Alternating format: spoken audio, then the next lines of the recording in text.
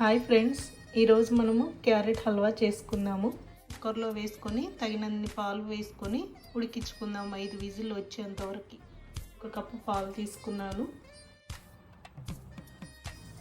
Carrot హల్వాకి కావాల్సిన ingredients అందులో 2 స్పూన్ల నెయ్యి వేసుకుందాం. ఇప్పుడు మనం వీటిని ఫ్రై చేసుకుందాం. మనం ఇందులో షుగర్ వేసుకుందాం. మనము ఇప్పుడు ఇందులో నెయ్యి వేసుకుందాం. ఇందులో షుగర్ వేసాం కదండి, వాటర్ వచ్చేసింది. ఈ వాటర్ అంతా ఇంకిపోయేంత వరకు ఉడికించుకోవాలి. ఇప్పుడు మనం ఇందులో ఇలాచీ పౌడర్ వేసుకుందాం, డ్రై ఫ్రూట్స్ వేసుకుందాం.